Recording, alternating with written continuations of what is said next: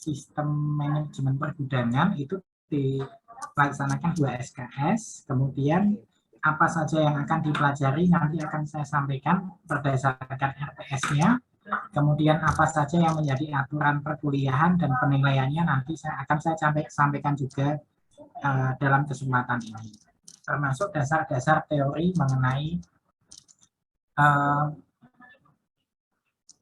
dasar-dasar teori pergudangan, atau minggu pertama ini kita lebih banyak ke pengendalian persediaan. Oke, presensi sudah saya share sampai jam 14. Nanti kalau ada yang tanya silahkan tolong dijawab di situ. Di chat sudah tersedia. Kemudian saya akan jelaskan RPS-nya dulu, apa yang akan dipelajari di sini.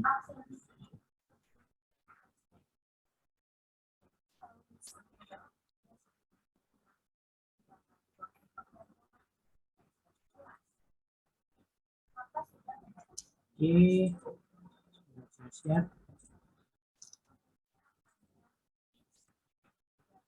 nah untuk apa yang akan dipelajari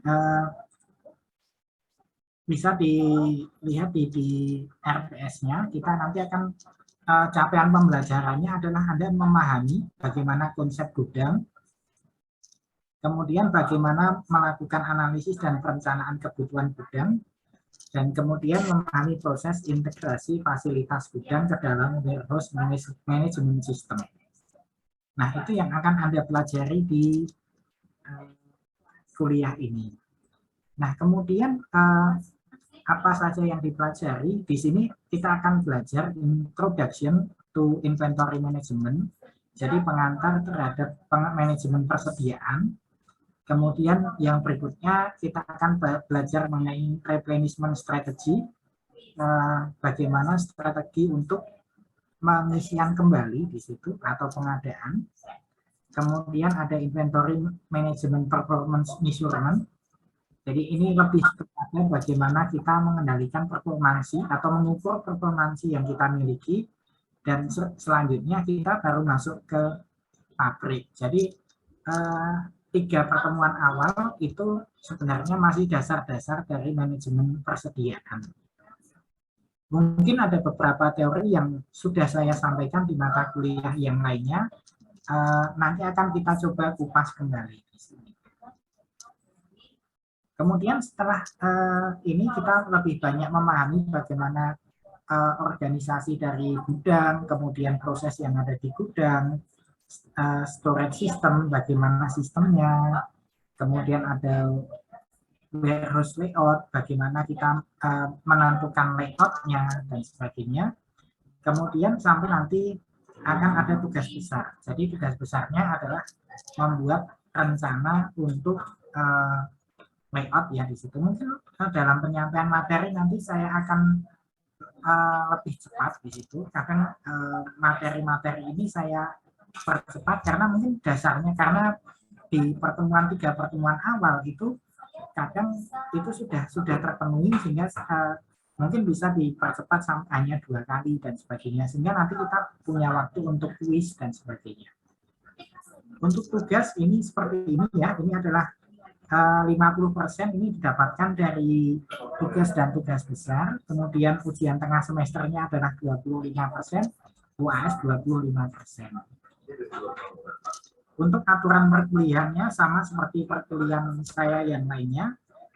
Anda akan jika saya minta mengaktifkan camp-nya di situ, contohnya kalau saya memberikan pertanyaan atau mungkin nanti ada sesi tertentu yang harus aktifkan on cam di situ, maka Anda harus mengaktifkan. Tapi kalau tidak saya minta ya nggak usah diaktifkan, ya apa-apa.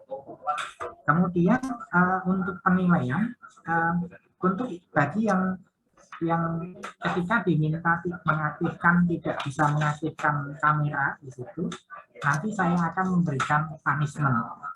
Punishmentnya itu dalam bentuk pengurangan poin ya. Jadi dalam bentuk pengurangan poin, kalau contohnya saya panggil, katakanlah Mas Krisna saya panggil contohnya, kemudian tapi Mas Krisna ini tidak menjawab di situ, maka saya akan memberikan punishment itu berupa pengurangan 30 poin. Jadi Kalau saya memberikan nilai itu kan 0 sampai 1000 biasanya seperti itu. Dalam skala 0 sampai 1000, nah kalau demikian saya akan memberikan pengurangan poin sebesar 30 poin. Tetapi kalau Mas Krisna ini menjawab dan kemudian jawabannya betul, saya akan memberikan poin itu antara 20 sampai 30. Tergantung dari jenis pertanyaannya dan kemudian ketepatan jawabannya di situ. Nah, kalau jawabannya salah ya nanti masih tetap diberikan, mungkin ada tambahan poin tapi 5 atau 10 seperti itu, tergantung salahnya seberapa besar. Oke. Jadi ada pengurangan itu. Kemudian untuk aturannya sama ya seperti aturan perkuliahan pada umumnya, 75% di situ. Kemudian untuk kedatangannya 75%. Kemudian untuk buku-buku yang ada ini, Anda bisa mencari bukunya ini, bukunya Richard, kemudian bukunya Humble, dan bukunya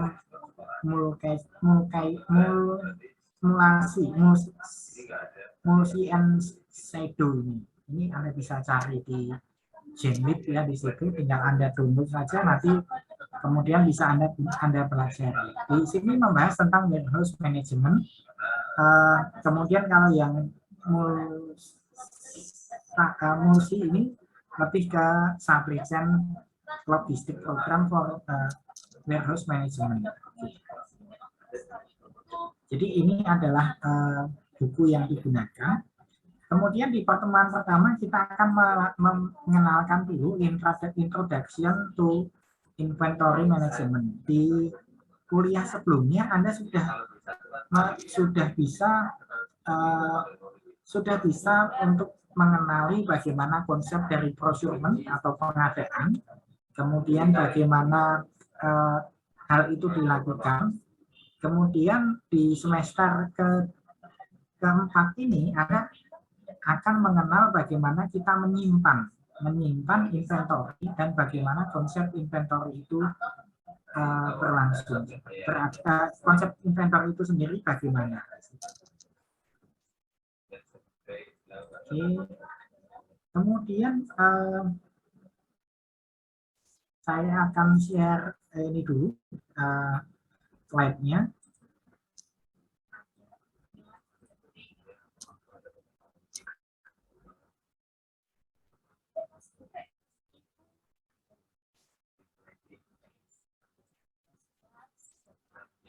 Nah, di sini ada sistem manajemen pergudangan. Ini adalah materi kita. Kemudian ini tadi aturan-aturannya ya. Jadi untuk keterlambatan presensi akan saya layani selama kuliah ini. Jadi kalau umpamanya tadi saya sudah menetapkan waktu presensi dari jam 1 sampai jam 2, kemudian dan di jam 2:05 katakanlah kuliah kita masih berjalan, Anda bisa konfirmasi bahwa Anda tidak bisa presensi di situ. Tapi kalau dilakukan setelah itu maka dianggap tidak hadir. Itu saja. Jadi kalau ada mumpung masih ada waktu silahkan presensi terlebih dahulu. Kecuali kalau Anda berhalangan, katakanlah saat ini kok handphonenya hanya satu, katakanlah kemudian mau dipakai untuk ini nggak bisa contohnya. Anda bisa menuliskan saja langsung di chat sih. Bisa Anda langsung chat, kemudian disebutkan NIM dan namanya. Oke. Kemudian di sini kita akan membahas lesson 1. Ini lesson 1 sampai 7. Ini yang akan kita pelajari setelah semester. Kok belum terlihat? Iya, Pak, belum. Oke, ya. Sudah saya ganti. Terima kasih sudah diingatkan. Ini adalah aturannya ya di situ. Tadi yang saya sampaikan. Kemudian untuk progres dari kuliah kita, nanti pertemuan pertama kita akan membahas introduction to inventory management. Nah, jadi kita hari ini akan mengenalkan bagaimana konsep inventory yang ada di dalam suatu perusahaan. Oke. Nah, sekarang saya mau tanya dulu kepada Anda. Nanti saya akan panggil yang tadi sesuai yang tadi, kalau apa namanya bisa menjawab akan mendapatkan poin plus di situ. Nah, saya tanya dulu kepada Anda. Saya tanya kepada siapa ya? Sebentar, saya tanyakan dulu kepada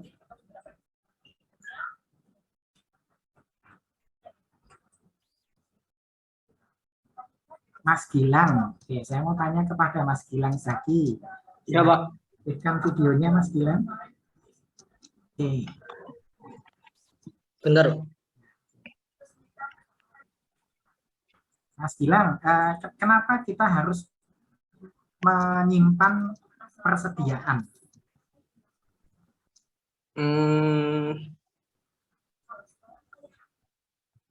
Mengapa harus menyimpan persediaan? Harus memiliki persediaan. Kenapa demikian?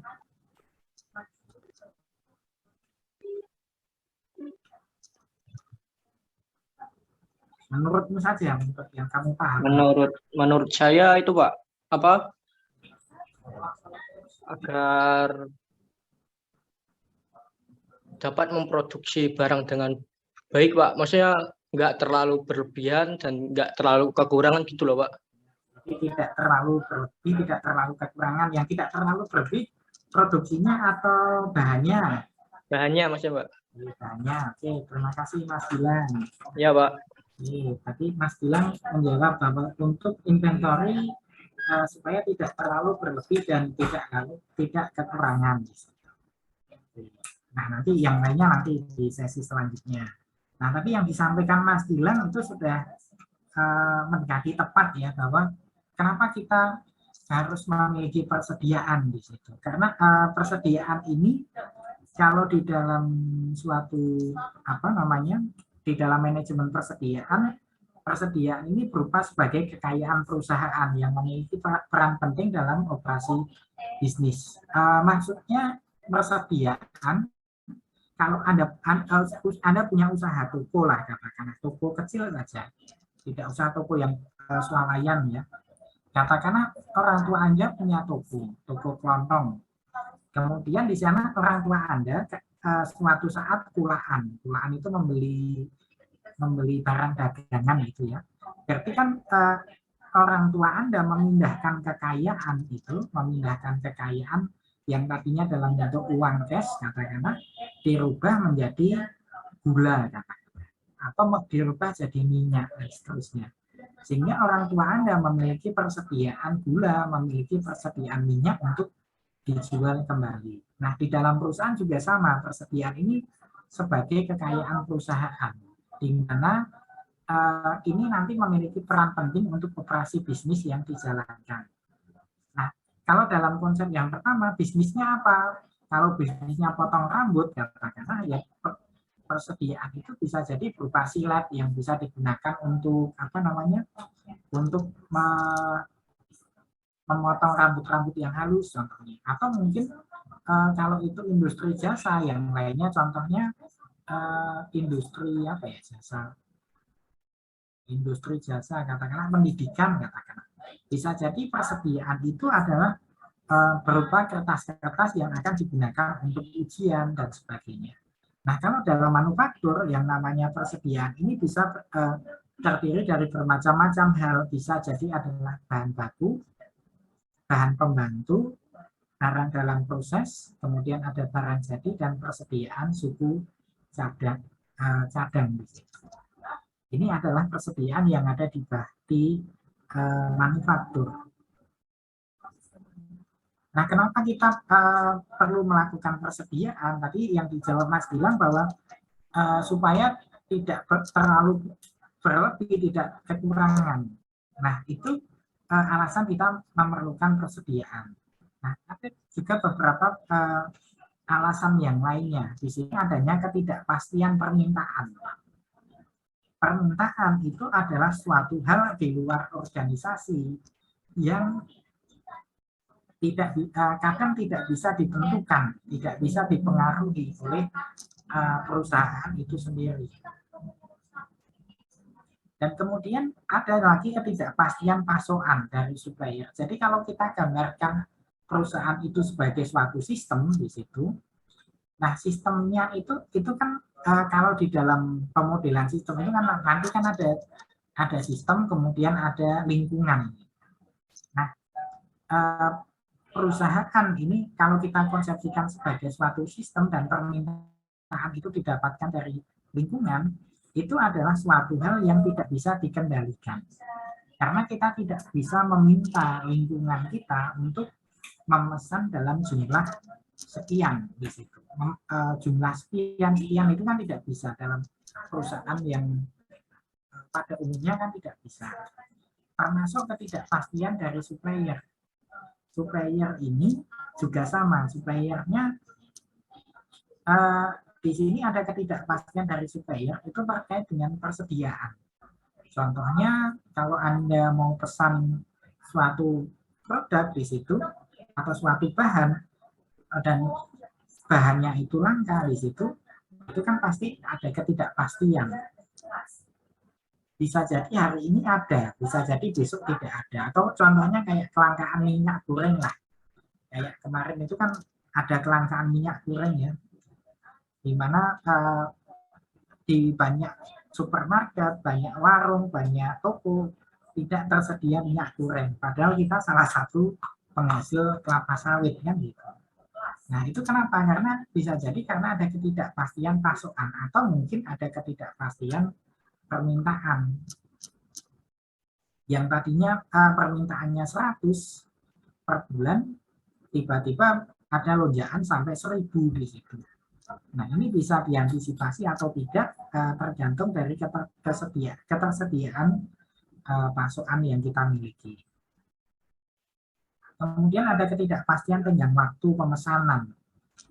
Ini kalau pesanannya dari tempat yang jauh, contohnya Anda pesan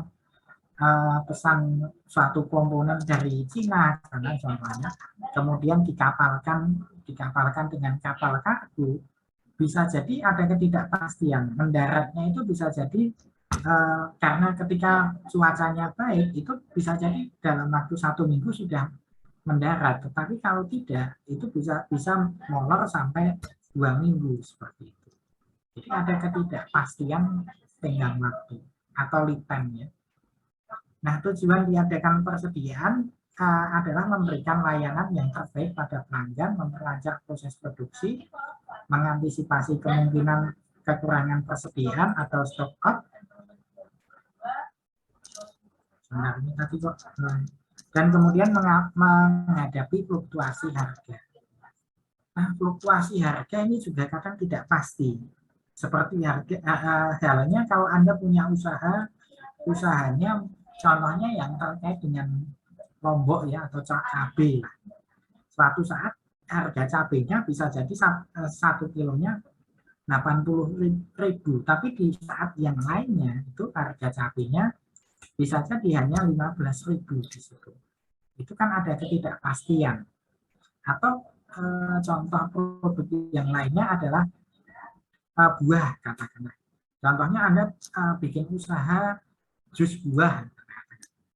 Nah, pada saat yang pada suatu saat harga buah katakanlah durian itu harganya bisa naik 1 kilonya bisa sampai 100.000 contohnya. Tapi di saat yang lainnya bisa jadi hanya turun jadi 50.000. Nah, ini harus kita sikapi dengan adanya persediaan. Dalam strategi perusahaan, kalau bisa pas harganya murah dilakukan, kita borong kan gitu. Asalkan permintaan atau pasarnya sudah ada. Kemudian keputusan dalam manajemen persediaan, sasaran akhirnya di sini adalah meminimumkan biaya dan dalam perubahan tingkat persediaan. Jadi bagaimana kita meminimumkan biaya. Biaya ini terbentuk dari sejumlah hal. Nanti kita akan bahas itu di belakang, biaya persediaan itu apa saja. tidak hanya biaya-biaya yang terkait dengan fasilitas untuk penyimpanan, tetapi biaya juga yang terkait dengan risiko. Kalau itu disimpan terlalu lama di situ, bisa jadi ada risiko busuk, kadaluarsa, ataupun mungkin ada penurunan rasa yang signifikan. Kemudian dalam melakukan pemesanan di sini kita harus menentukan bagaimana tingkat persediaan yang ada dengan ditandai dengan kapan melakukan pemesanan, berapa jumlah yang dipesan. Kemudian keputusan dalam melakukan pemesanan di sini dilakukan dengan pendekatan titik pemesanan kembali, reorder point approach contohnya. Kemudian ada pendekatan tinjauan periodik atau periodic review approach, dan kemudian ada material requirement planning approach atau MRP. Nah, teknik-teknik ini nanti akan lebih banyak Anda bahas, Anda pelajari di perencanaan dan pengendalian produksi. Nanti mungkin akan saya contohkan beberapa teknik yang sudah umum digunakan saja sebagai ilustrasi atau penggambaran. Kemudian ada biaya yang dikaitkan dengan keputusan persediaan, yaitu ada biaya pemesanan. Biaya pemesanan itu biaya untuk mendapatkan bahan atau barang. Nah, ini bisa bervariasi ya. Biaya pemesanan itu kadang ada pemesanan yang bisa kita lakukan dengan mudah. Anda klik internet, kemudian maka sudah muncul barangnya, besok sudah terpesan, dan kemudian mungkin beberapa bulan atau beberapa minggu kemudian barangnya sudah sampai. Tetapi ada juga suatu produk yang atau material yang kita pesan itu harus ke tempatnya langsung, harus datang ke lokasi, harus survei ke lokasi di situ, dan kemudian baru kita bisa dapatkan bahannya. Dan itu masuk ke dalam biaya pemesanan. Contohnya mau pesan apa ya?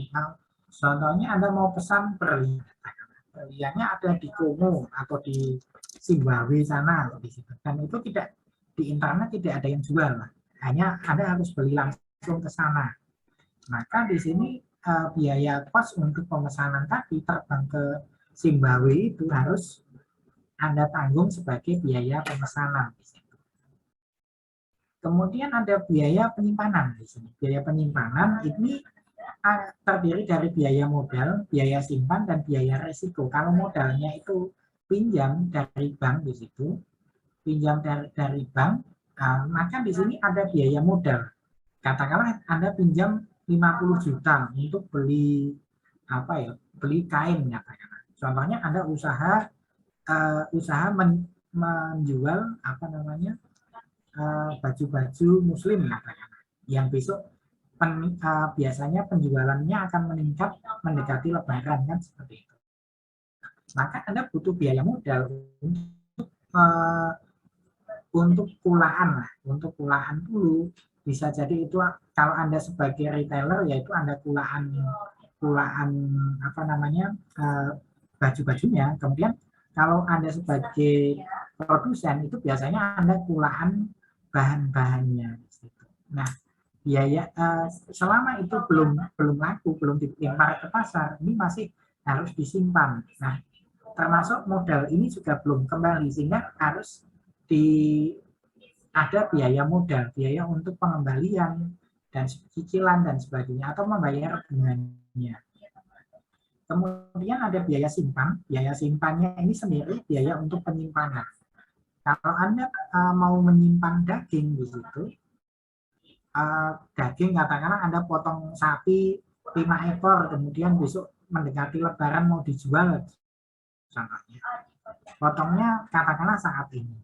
Maka Anda harus menyiapkan lemari pendingin untuk menyimpan daging. Dan di situ kan butuh biaya simpan.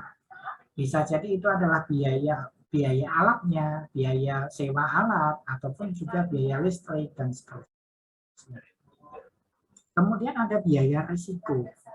biaya risiko ini kalau terjadi kondisi yang busuk, dagingnya busuk, atau mungkin dagingnya tidak layak makan, kemudian terjadi risiko katakanlah rasanya berbeda, tidak laku dijual dan sebagainya. Ini masuk ke dalam biaya risiko. Kemudian ada biaya kekurangan persediaan, ada stock out cost. Nah, stock out cost ini bisa bervariasi. Stock out itu berarti kan tidak ada stoknya tidak memenuhi. Katakanlah Anda hari ini merencanakan produksi merencanakan produksi baju itu 100 unit. Tetapi ternyata setelah dilakukan pengerjaan, ternyata dari rencana 100 unit itu yang terpasang kancingnya itu baru 50 unit contohnya. Berarti masih ada stok kancing 50. Sehingga apa dampaknya? Dampaknya tidak ada baju yang selesai di hari tersebut sesuai dengan targetnya. Tidak menyelesaikan sesuai dengan targetnya. Targetnya 100 hanya jadi 50. Yang 50 itu sudah jadi bajunya, tetapi tidak ada kancingnya, sehingga itu tidak bisa dijual di situ. Atau bisa jadi stok out ini ketika Anda harus menggantikan kancing tadi, contohnya kalau Anda pesan dari produsennya langsung yang ada di Cina sana katakanlah, kalau dibelinya dari Cina sana harganya satu kancingnya Rp50, tetapi kalau Anda beli di katakanlah toko-toko yang ada di Jogja, harganya naik jadi 500 di situ. Berarti ada kenaikan 10 kali lipat. Nah, 10 kali lipat berarti kan itu gapnya ada 450. Nah, 450 itu bisa kita sebut sebagai stock out cost. Karena yang tadinya kita bandrol kancingnya Rp50, kita harus membayar 500, sehingga ada gap atau selisih 450.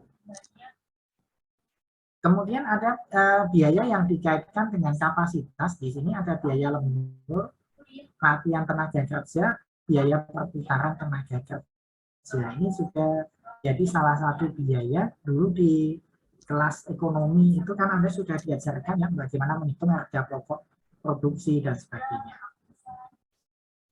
Ini termasuk kalau kita harus menambah tenaga kerja. Ada biaya hiringnya, biaya untuk melatih, mentraining, dan menyiapkan tenaga kerja itu tidaklah mudah, tidaklah Anda terima karyawan besok langsung disuruh bekerja bisa jalan sendiri, itu tidak bisa seperti itu. Harus ada pelatihan dulu, harus ada training dulu dan sebagainya.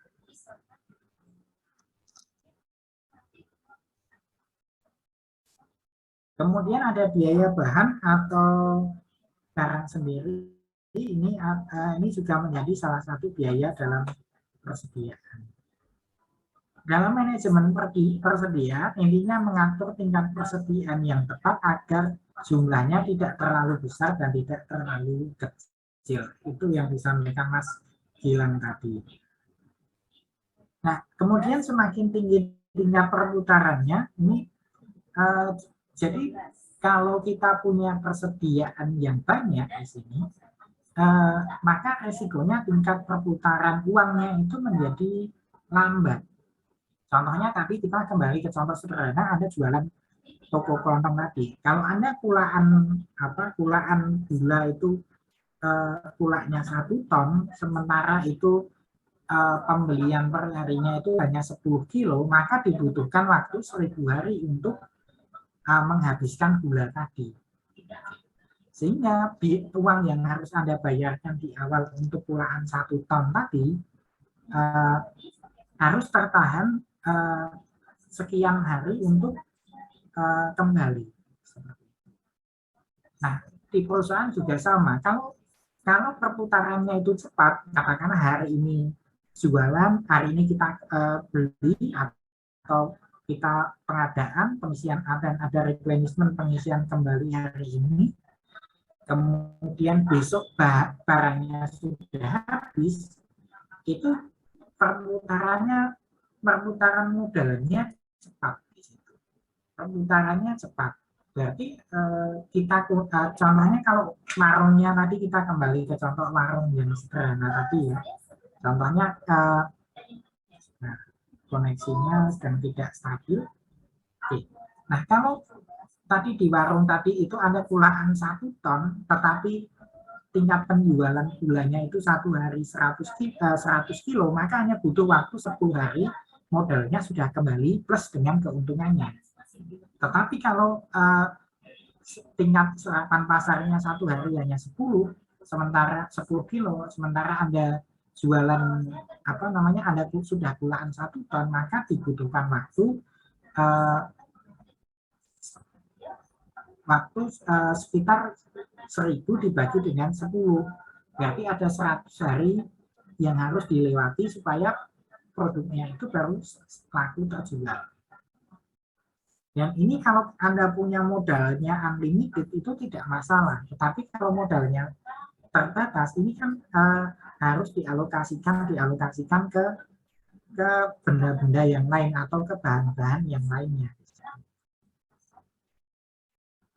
Kemudian ada dalam manajemen persediaan, ada yang kita sebut jika persediaan terlalu tinggi, maka biaya penyimpanannya tinggi, biaya bunganya tinggi, biaya pemeliharaan di gudang tinggi, dan kemudian ada kemungkinan kerugian karena kerusakan, turunnya kualitas, kehausan, dan sebagainya. Dan kemudian ada memperkecil keuntungan persediaan. Jadi jika persediaan terlalu tinggi, dampaknya biaya untuk persediaannya tinggi. Kemudian biaya bunga ini karena kita stok itu berputar terlalu lama di situ, maka kita harus menanggung bunga yang harus dibayarkan. Katakanlah yang tadi contoh gula tadi, Anda kulaan gula untuk warung Anda 1 ton tadi, kemudian Anda pinjam uang di bank lah katakanlah. Pinjam uang di bank dengan modal katakanlah 10 juta contohnya. Kemudian 10 juta itu kalau 1 bulan laku atau 10 hari laku di situ, maka Anda sudah bisa membayar uang plus bunganya. Atau kalau itu tidak langsung dibayarkan, itu kan berarti dalam 1 bulan ini kan ada 3 siklus. Ada 3 siklus ya. Contohnya gini, Anda pinjam uang di bank tadi 10 juta, kemudian Anda gunakan untuk membeli gula ya contohnya. Kemudian gulanya ini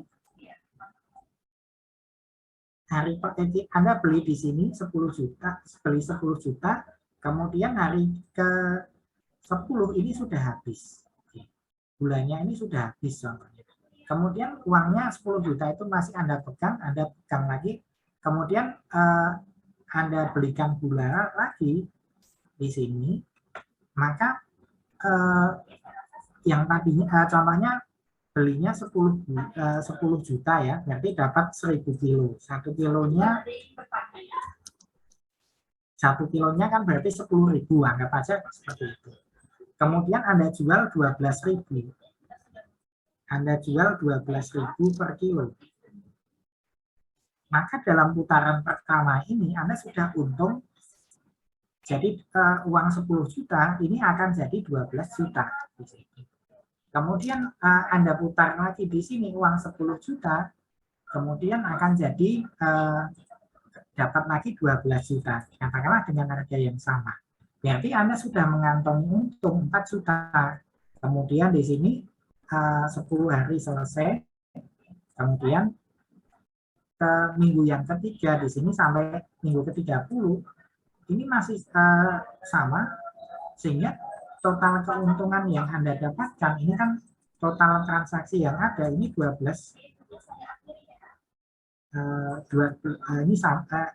ini dapatnya kan 12 juta. Di sini dapat total keuntungan total omsetnya 12 juta. 12 juta, kemudian 12 juta di sini. Berarti sudah untung berapa di sini? Berarti kita sudah untung, ini dari transaksi satu putaran ini untung 2 juta, 2 juta, dan 2 juta. Berarti kita sudah untung 6 juta di sini. Bayarnya berapa? Katakanlah bunganya 1 bulannya 2%. Berarti kalau 2% berarti kan 10 juta. 10 juta, kemudian bayar bunganya 2%-nya itu kan berarti hanya 200.000 ya di sini. Biaya modalnya 200.000. Berarti tingkat pengembaliannya adalah 10 juta 200. Jadi mengembalikannya ini. Keuntungannya berapa? Keuntungannya 6 juta. Nah, bedanya kalau beda cerita kalau itu tingkat perputarannya rendah. Contohnya ini ya. Kemudian ini 10 juta baru 1 ton tadi baru habis di bulan kelima katakanlah. Bulan kelima berarti kalau ini sama-sama tadi pinjam uang 10 juta di sini. 10 juta, pinjamnya 10 juta, harganya juga sama 12.000. Harganya sama 20.000 per kilogram. Tetapi Anda kulaan 1 ton ini baru habis di bulan kelima di sini. Di bulan kelima di sini, ini bulan kelima ini baru habis. Maka kalau seperti ini berarti yang biaya modal yang harus Anda tanggung itu kan berarti pada saat pengembaliannya itu katakanlah bunganya tadi sama 2%, berarti Anda harus menanggung bunga pertama 2% dikalikan dengan 5. Berarti di sini berapa yang harus dibayarkan adalah 11 juta. Omsetnya berapa? Omsetnya 12 juta. Berarti untungnya ini hanya 1 juta selama 5 bulan di situ. Untungnya ini. Berarti hanya untung 1 juta saja. Jadi itulah kenapa perusahaan itu menghendaki adanya perputaran yang cepat. Kalau bisa kita beli barang hari ini, kemudian besok sudah habis. Atau di hari besok sudah habis di situ. Sehingga uang itu akan berputar dengan lebih cepat di situ. Sehingga kalau Anda lihat itu kan strategi penjualan yang ada itu kenapa mereka lebih senang untung dikit tapi produknya cepat habis gitu. Karena ya tadi tingkat keuntungannya akan lebih besar dibanding Anda untungnya agak besar tetapi dengan tingkat pengembalian yang lama. Atau mungkin ini kalau ini saya contohkan.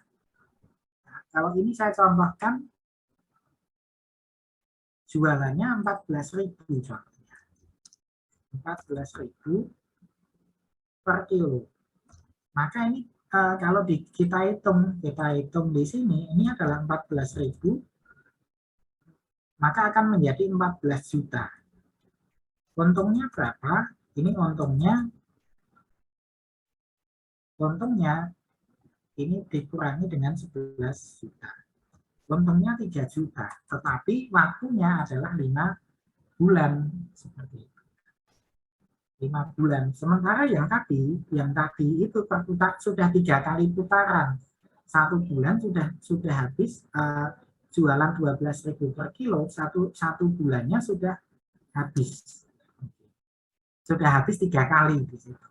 Jadi keuntungannya meskipun dia jualannya 12.000, tetapi dia yang pertama tadi kalau dihitung sama-sama 5 tahun nanti bisa dicek berapa atau dibandingkan hasil penjualan selama 5 bulan dengan 1 bulan itu tentu saja akan lebih besar yang tadi. Karena yang tadi kan untungnya kan 16 juta. Yang tadi kan 16 juta. Yang tadi kan 3 kali putaran dalam 1 bulan ya. Berarti sudah dapat 16 juta dikurangi dengan biaya modalnya. Biaya modalnya itu hanya 10 juta, 10 juta, kemudian hanya 10 juta 200 saja. Sehingga untungnya akan lebih besar yang ini. Jadi itu adalah salah satu strategi kenapa banyak pengusaha yang mereka berani membanting harga. Yang penting jualannya tidak begitu, untungnya tidak banyak, tetapi bagaimana supaya penjualannya tinggi. Dan di dalam manajemen persediaan semakin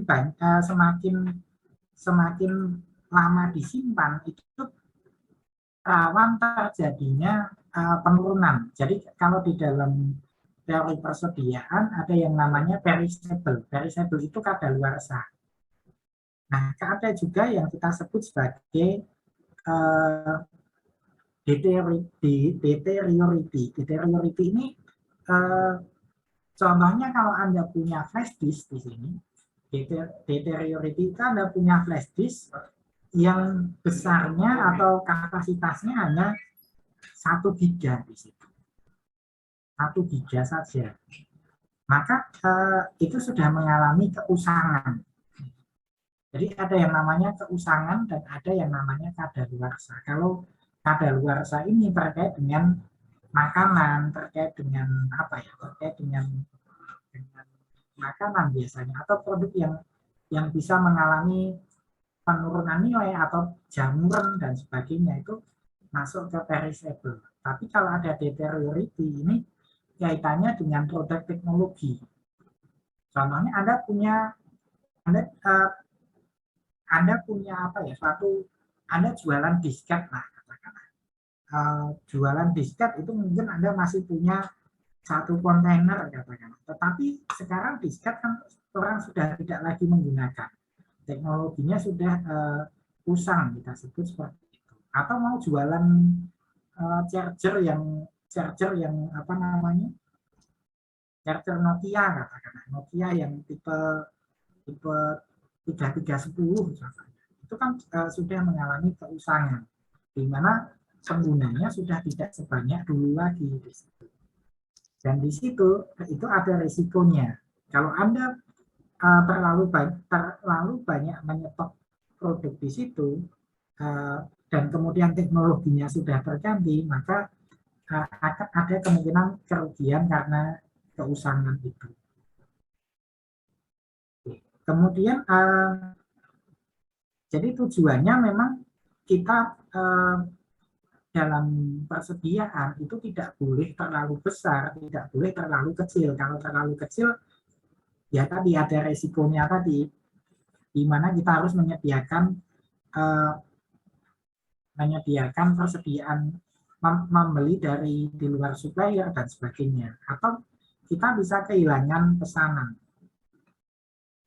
Kemudian untuk teori yang umum digunakan dalam menjelaskan manajemen inventory atau manajemen persediaan itu adalah model EOP. EOP itu model paling jadul, di mana di situ modelnya deterministik, di mana semuanya sudah ditentukan, di mana semuanya bisa memenuhi asumsi-asumsi ini, di mana permintaan dapat ditentukan secara pasti, item yang dipesan independen, kemudian pesanan diterima dengan segera dan pasti, kemudian tidak terjadi stock out, kemudian harga itemnya konstan. Itu adalah EOP. Nah, tetapi di pasar itu kalau kita berhadapan dengan pasar, ini permintaan ini tidak bisa ditentukan secara pasti. Setiap bulan itu akan laku berapa, setiap hari itu akan terjual berapa, itu tidak ada yang bisa menentukan. Kemudian untuk rumus dasarnya saya rasa dulu sudah pernah saya sampaikan di ini ya, di kelas apa namanya, procurement. Sehingga saya tidak akan menyampaikan itu lagi, tetapi nanti saya akan menyampaikan ke EPG bagaimana terkait dengan production. Ini contohnya EOQ. Intinya di sini dilakukan replenishment atau pengisian kembali. Jadi titik ini merupakan titik replenishment, A, titik B ini titik pengisian kembali. Kemudian ini habis, diisi kembali, habis, diisi kembali. Nah, yang titik-titik ini, titik-titik apa namanya, yang garis putus itu adalah reorder point, di mana titik kita harus memesan kembali. Nah, kalau gambarnya seperti ini berarti kan habisnya kan sama. Katakanlah dari titik 0 sampai titik B itu adalah jangka waktu habisnya. Kemudian nanti dari titik B menuju titik D, dan ini sama. Jadi waktunya itu selalu sama. Nah, kalau permintaannya itu fluktuatif, kita tidak bisa membuatnya seperti ini. Kalau ini fluktuatif, ini kan bisa saja baru sampai titik A, ini sudah habis. Kalau terlalu banyak pesanannya, sementara kalau terlalu sedikit, bisa jadi ini ditunggu sampai titik C ini, baru persediaannya habis. Sehingga di situ bentuknya akan menjadi tidak karu-karuan di situ. Karena nanti tidak bisa digambarkan bentuk yang seperti ini. Itu adalah EOQ. Kemudian ada juga economic production quantity. Nah, ini yang dulu belum pernah saya sampaikan di kelas procurement.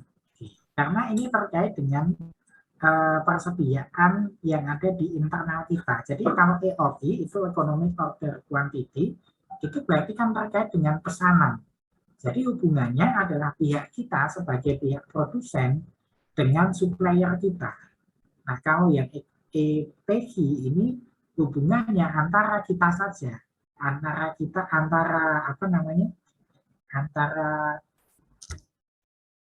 satu bagian dengan bagian yang lain di dalam perusahaan tersebut. Karena ini dikerjakan atau diproduksi sendiri. Bedanya itu. Dan kemudian dalam EPG ini ada beberapa rumusnya. Rumusnya hampir sama seperti EOQ yang dulu pernah kita pelajari, di mana H ini adalah H optimal sama dengan 2 kali C dikalikan dengan R, kemudian dikali P. Kemudian di sini ada production rate. Production rate ini kaitannya dengan jumlah produksinya. Jadi jumlah tingkat produksinya itu berapa. Kalau demand rate ini terkait dengan tingkat permintaannya.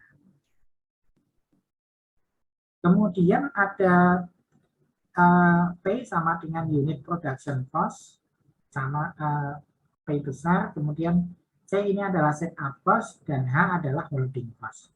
Nah, kalau kita gambarkan, kita gambarkan grafiknya akan seperti ini. Jadi beda ya, kalau EOQ itu kan naik, kemudian turun di situ.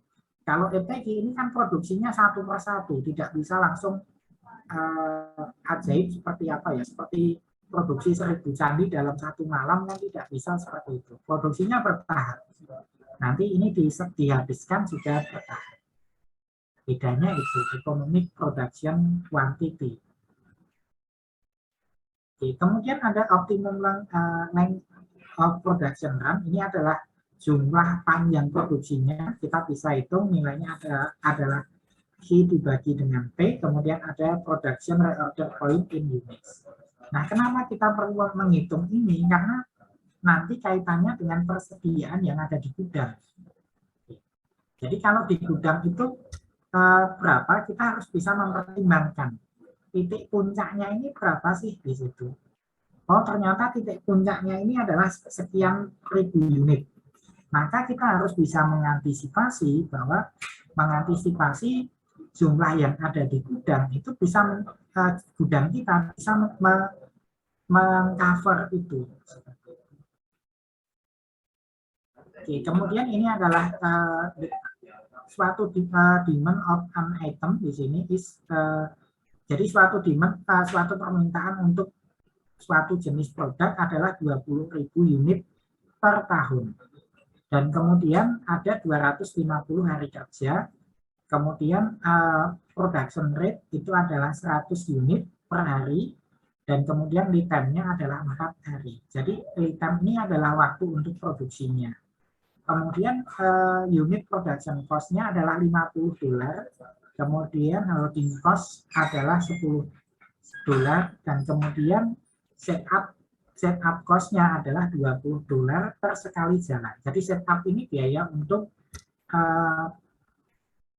untuk pengaturan di situ, termasuk biaya untuk setting mesin, kemudian mengganti jenis pahat, mengganti jenis alat dan sebagainya. Kemudian bagaimana economic production quantity-nya? Nah, kita bisa hitung nilainya adalah R sama dengan R dibagi dengan N. N ini adalah tadi disebutkan N itu adalah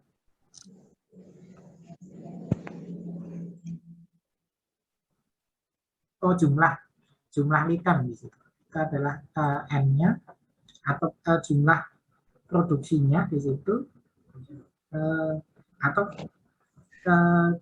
di sini kita bisa hitung R sama dengan R dibagi dengan N.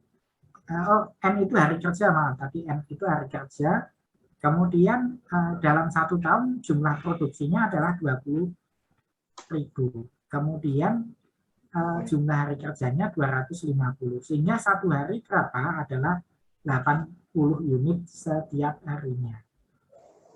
Kemudian ada G-nya berapa? Kita bisa menghitung nilainya adalah 632, didapatkan dari 2 dikali dengan $20 itu adalah biaya untuk setup ya. Kalau di EOKI itu namanya biaya pemesanan, kalau di sini namanya biaya setup $20, kemudian dikalikan dengan R, itu adalah kebutuhan per tahunnya, dikalikan dengan P, ini adalah production rate-nya. R-nya adalah P-nya ya production rate-nya. Kemudian dibagi dengan H, dikalikan dengan P, dikurangi dengan R-nya. Dikurangi dengan demand rate-nya. Hasilnya kita bisa melihat bahwa H optimalnya adalah 632. Sehingga ini menunjukkan kalau kita kesimpulannya, kalau kita mau mengerjakan produksi itu sebaiknya dikerjakan dengan ukuran batch-nya adalah 632 per sekali jalan produksi. Kemudian M sama dengan R dibagi dengan H, hasilnya adalah 331,6 runs per year. Berarti kita harus merencanakan produksinya untuk sekitar 32 batch. Jadi itu jumlah batch yang harus kita rencanakan. Batch itu apa ya? Batch itu kalau digambarkan satu ini apa namanya? Kalau mungkin ada yang belum tahu batch, satu kali jalan produksi itu kita sebut sebagai batch. Jadi kita dalam satu kali running itu kita kerjakan 31,6. Kemudian ada B. Ini adalah B besar itu adalah production reorder point. Jadi ketika titik ini sudah tercapai, jadi tadi kan stoknya ini kan adalah 632. Jadi begitu 632 itu kan di stop, jadi itu di stop dulu, kemudian nanti dihabiskan apa namanya stoknya, kemudian dari situ kita ketika sudah mencapai 320 kita siapkan kembali untuk produksi. Jadi kalau digambarkan seperti ini. Jadi ini kan naik, kemudian sampai di sini 632 stop ya di sini. Stop. Kemudian ini kan berkurang karena dipakai hasil produksinya. Kemudian ketika mencapai 320 di sini, ketika mencapai 320 dilakukan pemesanan kembali. Pemesanan ini dalam bentuk penyiapan bahwa ini harus direncanakan kembali. Kemudian ketika sudah mencapai titik ini, produksi dimulai kembali sampai 632 dan seterusnya. Jadi begitu sampai 320 itu sinyal untuk mulai mempersiapkan produksi. Dan hanya seperti itu saja untuk EPQ. Jadi Economic Production Quantity. Kemudian adalah TC, ini perhitungan biaya persediaannya adalah TC sama dengan P dikalikan dengan R ditambah dengan H dikali C dan seterusnya. Hasilnya nanti adalah 1 juta dolar 1.264. Dan di sini kita sudah bisa menghitung nilai EPQ-nya. Kalau EOQ saya rasa Anda sudah pernah menghitung dan membuatnya di situ di kelas sebelumnya. Ada pertanyaan sampai di sini? Pak, izin bertanya, Pak. Silakan. Ya, silakan. Gini Pak, tadi kan Bapak menjelaskan dalam pabrik atau manufacturing itu kan persediaan terdiri dari persediaan bahan baku, bahan pembantu, barang dalam proses, barang jadi, persediaan suku cadang. Nah, dalam sebuah perusahaan itu permasalahan seperti permasalahan yang lebih dominan tuh terjadi pada bagian mana, Pak? Terus sekarang juga kan pandemi nih, Pak. Kan sekarang pandeminya itu semakin meningkat. Jadi bagaimana Pak cara memenuhi persediaan dalam perusahaan tersebut dalam keadaan ancaman pandemi seperti ini, Pak? Sekian, Pak. Terima kasih Mbak Lupina untuk pertanyaannya.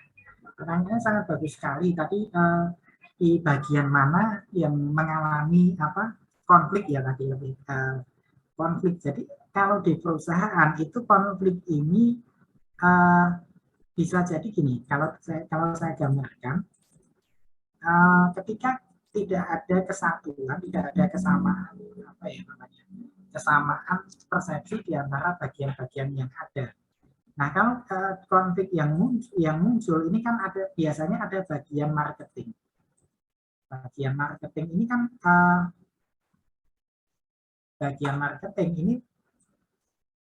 dia orientasi targetnya adalah bagaimana meningkatkan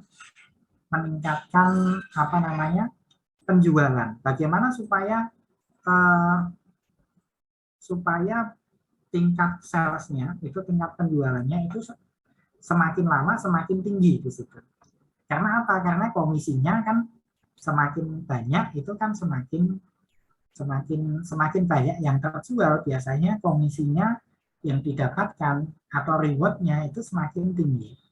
Tetapi di sini ada juga pihak biasanya kalau di dalam perusahaan itu ada yang menjembatani ini, ada bagian BPSI. BPSI ini menjembatani yang merencanakan produksinya, merencanakan produksi, jadwal dan sebagainya.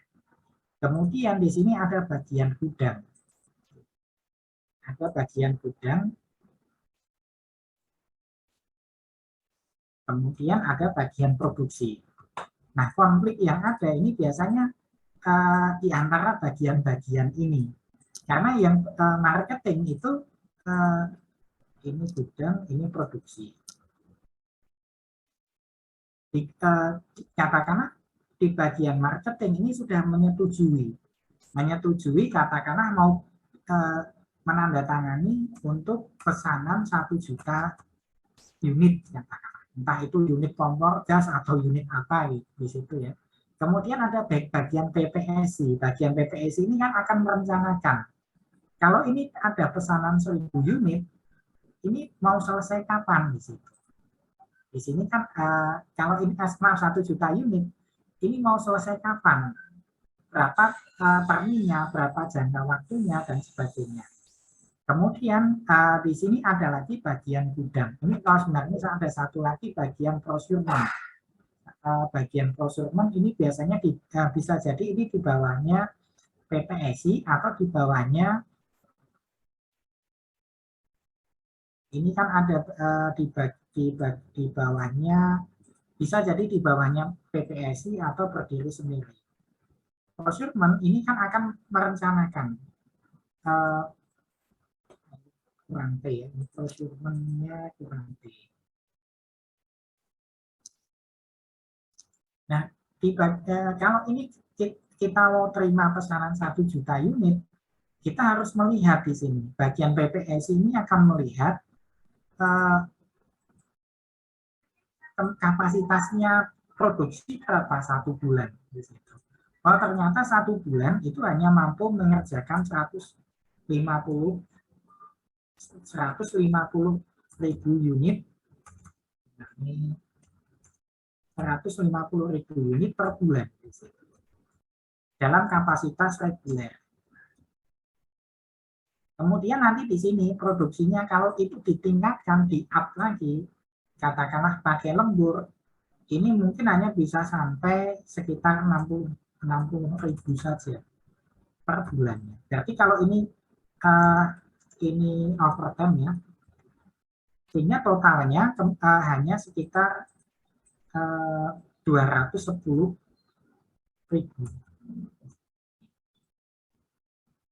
per bulannya. Kemampuannya hanya 210.000, ini sudah maksimal. Kemudian ada bagian gudang, konfliknya dengan ini, apakah kalau kita pesan, kita katakanlah bagian procurement ini pesan komponennya, katakanlah mau pesan 1 juta unit, gudangnya mampu atau tidak untuk menerima ini di sini. Tetapi kalau di situ pesannya itu hanya terpisah-pisah, katakanlah pesannya hanya sekitar 250 saja per bulan, biasanya cost-nya mahal. Seperti itu.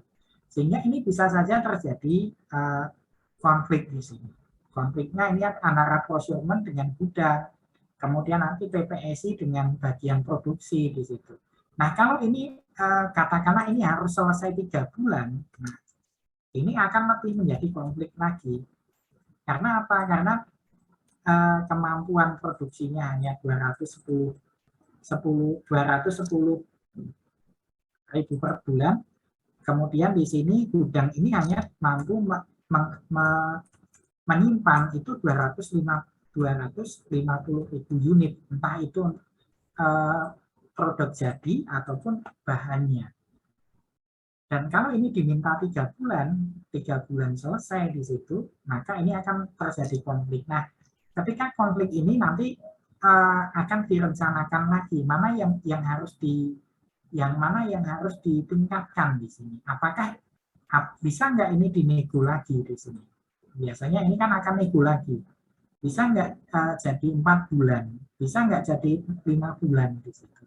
Nah, tentu saja dalam negosiasi ini pasti ada sesuatu hal yang alot ya.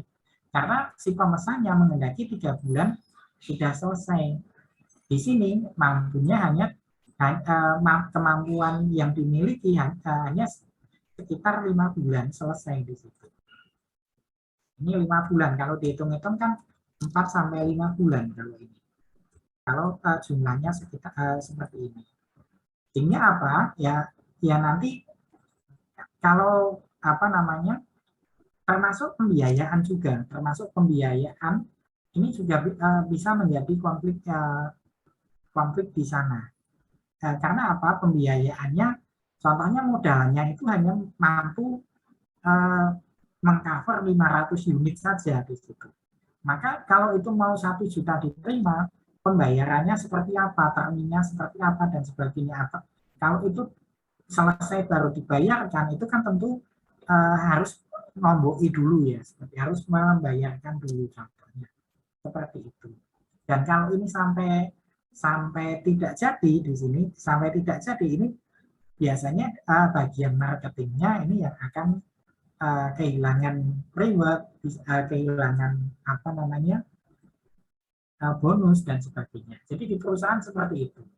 Jadi masing-masing ada reward, ada apa? Ya biasalah, ada yang ini keterbatasan, yang ada gap dan sebagainya di sini. Gap yang memisahkan antara kemampuan satu departemen dengan departemen yang lainnya. Nah, kalau tadi kaitannya dengan pandemi ini, kalau pandemi itu ada yang menjadi suatu keuntungan, ada yang menjadi kerugian. Jadi tidak semua jenis produk itu mengalami penurunan di situ. Yang tadinya ada produk yang contohnya produk-produk yang untuk segmentasi kantor, contohnya bisa jadi adalah kertas, kemudian tinta printer dan sebagainya, itu akan mengalami penurunan yang signifikan karena biasanya orang kerja dari dari kantor semuanya serba di print, kemudian hard copy, kemudian saat pandemi berlaku WFH yang tadinya bentuk dokumennya itu bentuk dokumen hard copy, kemudian dipindah menjadi bentuk soft copy contohnya.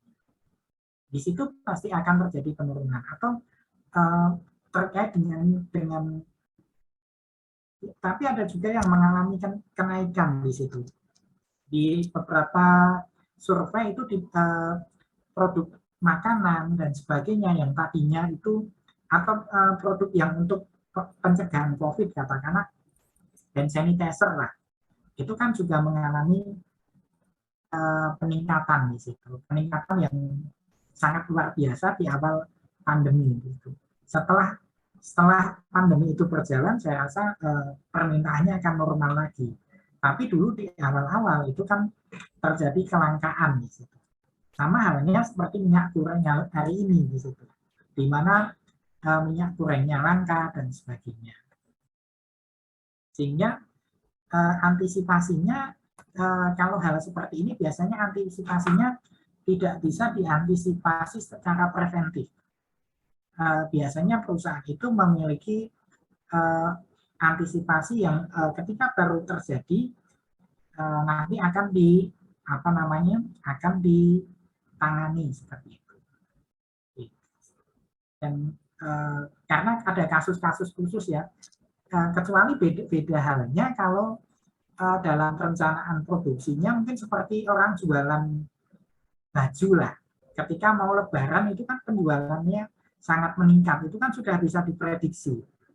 Bisa diprediksi kalau besok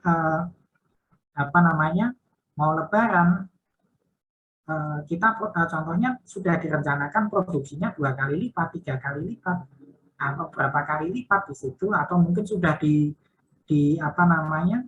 ditingkatkan sejak bulan November, itu sudah di-up lagi seperti itu, supaya besok katakanlah masuk bulan April produknya akan diserap oleh pasar seperti itu. Tapi kalau yang pandemi mungkin untuk produk yang terkait dengan bencana di situ itu pendekatannya tidak bisa seperti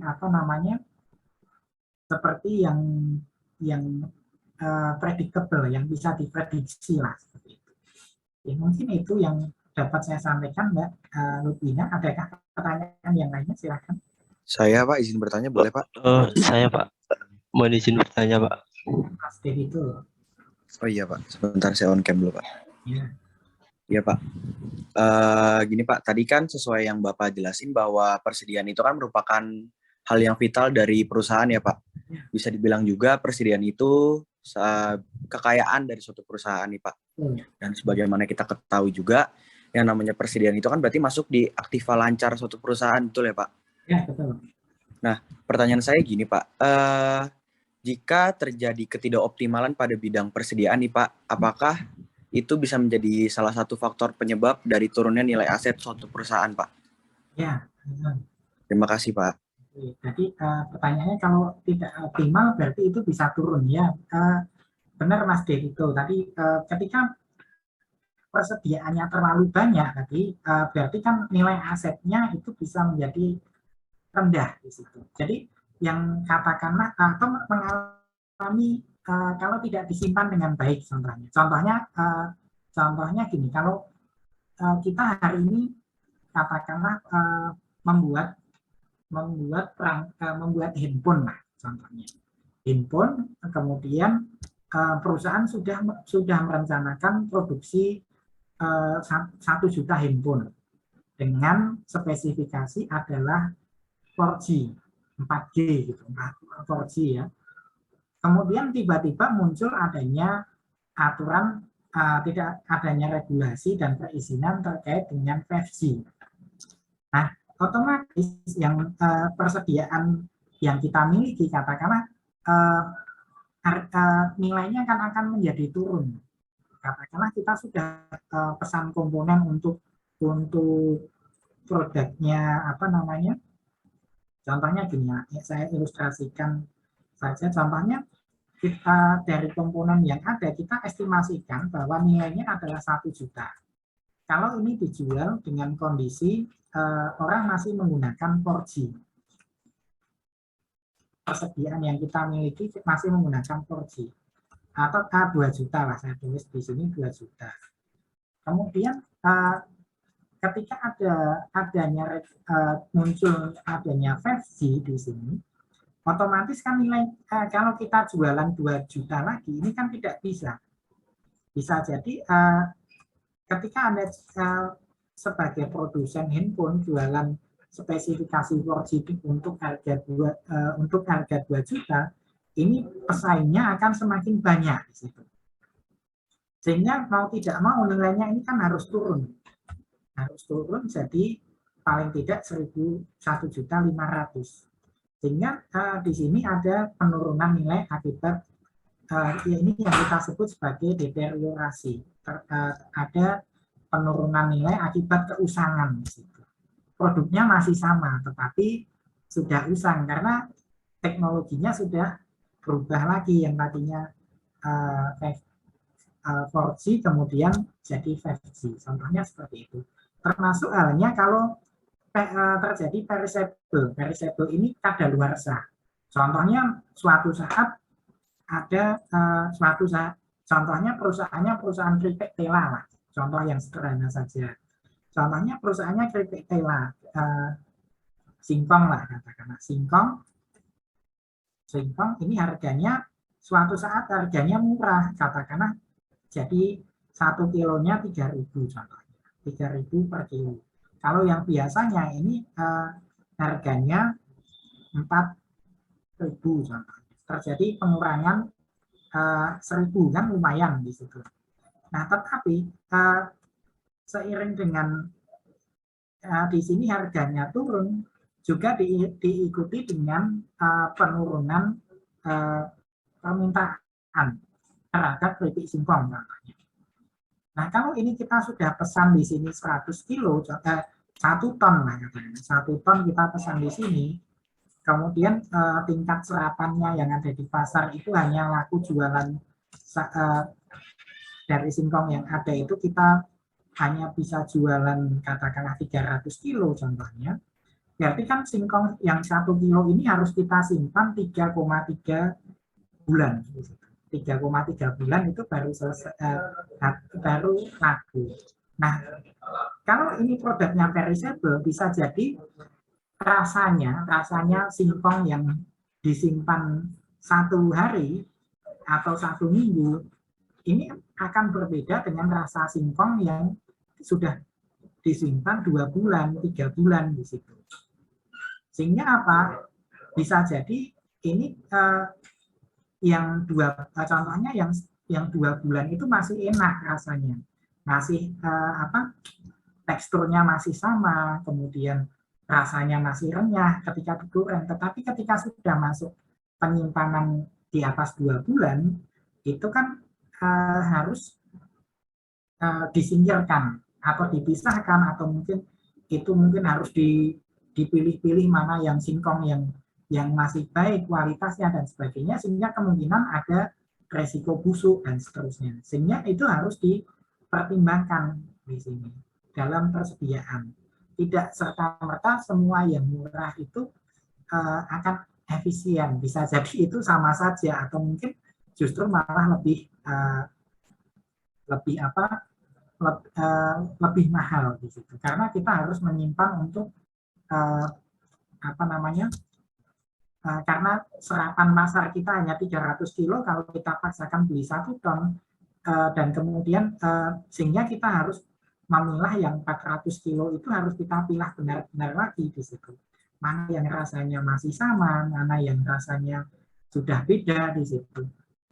Mana yang teksturnya masih sama, mana yang teksturnya sudah mungkin mulai busuk dan seterusnya di situ.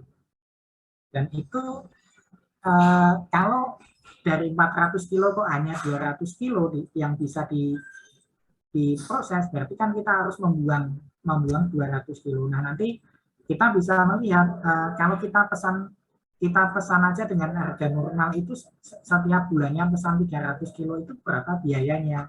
Kalau kita pesan langsung 1 ton dengan harganya lebih rendah, katakanlah 3.000, berapa biayanya dan berapa besar resikonya, itu bisa kita kalkulasi. Seperti itu Mas Devito. Ada pertanyaan yang lain, silakan. Baik, terima kasih banyak ya Pak. Sama-sama. Mohon izin bertanya Pak. Silakan Mas Chandra. Berkaitan yang ekonomi production quantity tadi kan didapatkan nilai 632, kemudian nilai B sebesar 320. Yang ingin saya tanyakan, apakah perusahaan itu bisa melakukan produksi maksimal sebesar 632 atau lebih, dan mengapa harus melakukan produksi kembali setelah persediaannya tersisa 320 unit, Pak? Terima kasih. Nah, terima kasih Mas Chandra. Ini kan kalau digambarkan seperti ini ya. Jadi kenapa harus di sini di stop gitu ya mungkin. Kenapa ini harus di stop di sini? Nah, ketika ini di stop di sini sebenarnya untuk mengantisipasi persediaan. Kalau kita punya persediaan ini kalau produksinya terus saja kan nanti grafiknya ini kan akan jumlah persediaannya ini akan semakin tinggi di sini. Nah, ketika kita persediaannya semakin banyak, biaya untuk persediaannya ini juga semakin tinggi. Sehingga dalam EOQ ini kita stop sampai di titik ini, di titik optimal ini. Kita sebut sebagai titik optimal. Nah, kemudian ketika ini stop, berarti produksinya berhenti. Kemudian di fase ini, fase selanjutnya, produksinya tidak jalan, tetapi konsumsi atau penggunaan kita menggunakan persediaan yang sudah ada di situ. Jadi persediaan yang sudah ada kita habiskan, kemudian sampai titik ini, kemudian baru dilakukan produksi lagi. Jadi seperti itu alurnya. Jadi kapan kita mulai menyiapkan produksi lagi? Ini di fase yang ini. Jadi di fase yang L ini kita mulai produksi kembali. Nah, waktu L ini adalah waktu untuk menyiapkan, untuk men-setup alat, men-setup mesin, kemudian mempersiapkan bahan, mempersiapkan tenaga kerjanya dan sebagainya. Di sini kemudian nanti setelah ini baru produksi dimulai kembali. Jadi fasenya kalau itu dilanjutkan, intinya kalau ini dilanjutkan terus tidak di stop produksinya, maka persediaannya ini semakin lama akan semakin naik di sini.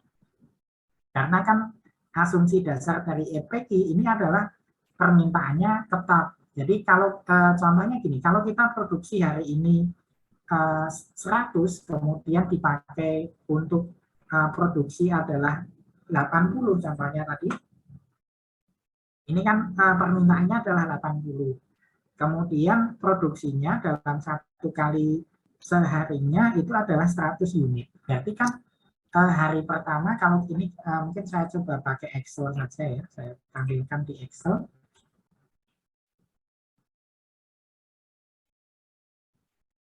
Saya tampilkan di Excel ini sudah kelihatan ya.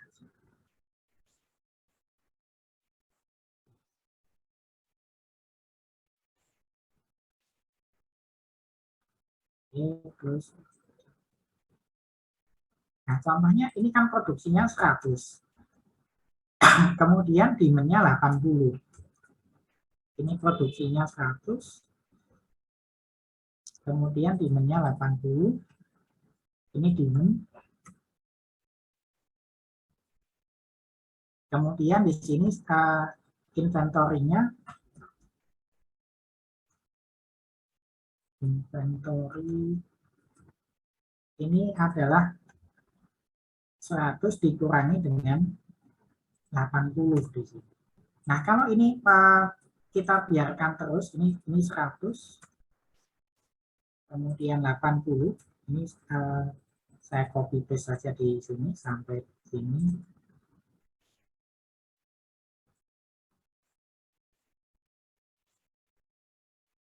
Inventornya, ini akumulasinya, ini masih sama ya, ini masih sama dengan ini.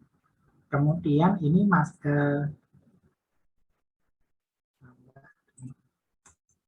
hasilnya akan seperti ini.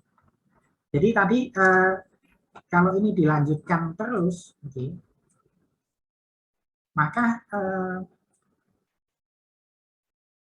jumlah persediaannya bisa sampai ribuan di situ.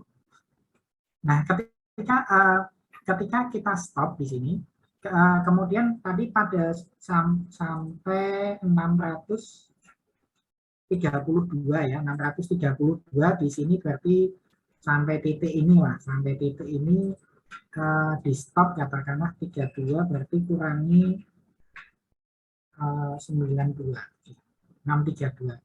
Sampai titik ini dilakukan di stop. Jadi di stop dan kemudian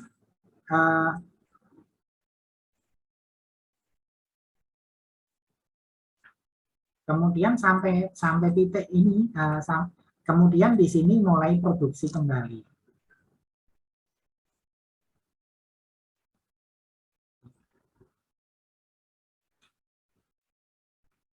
Seperti ini. Jadi nanti sampai 632 stop lagi, kemudian produksi kembali dan seterusnya. Jadi 632 itu adalah titik stopnya, kemudian nanti ini dihabiskan, kemudian selanjutnya kita gunakan, kita mulai kembali di fase ini. Jadi di sini sudah kita mulai kembali. Intinya seperti itu. Apakah ada pertanyaan, Mas Chandra? Jelas, Pak. Ya, seperti itu. Nanti mungkin bisa Anda coba simulasikan. Oke, itu saja mungkin dari saya. Nanti akan ada tugas terkait dengan EPG, tapi mungkin besok pagi baru akan saya siarkan tugasnya, karena soalnya belum saya buat. Jadi nanti silahkan Anda hitung EPG-nya, Economic Production Quantity-nya, dan kemudian nanti silahkan bisa Anda kerjakan di situ. Dan Pak, nanti ya. Saya mau bertanya, Pak. Silakan Mas Bayu. Iya, Pak. Pertanyaan Pak, setiap perusahaan besar pasti ada sistem yang terorganisir tentang rantai pasok persediaan. Pertanyaannya, apakah ada perusahaan besar yang tidak melakukan persediaan yang lebih dari produksinya? Maksudnya, supplier hanya mengirim barang untuk diproses hari itu saja, Pak. Nah, itu yang kita kenal namanya just in time. Nah, itu perusahaan yang sudah sangat settle, yang sudah sangat bisa dipastikan lah seperti itu. Just in time itu ada. Kalau di tempat kita saya nggak tahu, karena di Indonesia ini kan ada banyak ketidakpastian ya. Nah, itu ada konsep just in time. Nah, tadi yang disampaikan Mas Bayu itu yang menggunakan just in time. Tidak, sama sekali tidak ada persediaan, zero inventory. Nah, itu bisa dicapai jika suppliernya itu memadai. Dalam arti kalau kita butuh 100 hari ini, maka supplier itu bisa mencarikan 100 unit hari ini dan datang di sebelum mulai pekerjaan, sebelum pekerjaan dimulai, dan kemudian besok kalau butuh besok kalau butuh, besok katakanlah rencana produksinya kita mau bikin 500, maka besok pagi sebelum produksi dimulai 500 unit itu sudah datang dan siap diproses. Itu konsep just in time. Tetapi ada banyak constraint-nya, ada banyak hambatannya di situ. Kalau itu mau diterapkan, tentu kita harus mempertimbangkan banyak hal di sini, termasuk adanya resiko ketidakpastian, kalau itu telat bagaimana, dan sebagainya. Kalau untuk Indonesia, saya rasa masih sulit ya untuk mencapai mencapai just in time ini. Khususnya untuk komponen-komponen yang harus didatangkan dari tempat yang berbeda. Tapi kalau itu komponen-komponennya di daerah tersebut tersedia dengan jumlah yang cukup, saya rasa tidak usah pakai inventory, tidak usah pakai persediaan juga bisa.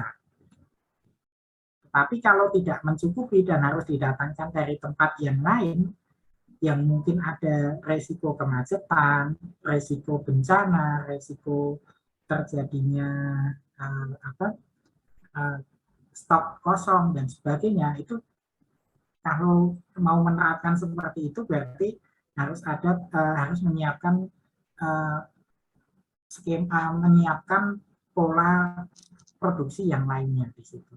Karena kalau sampai datangnya meleset itu kan berarti nggak just in time ya. Berarti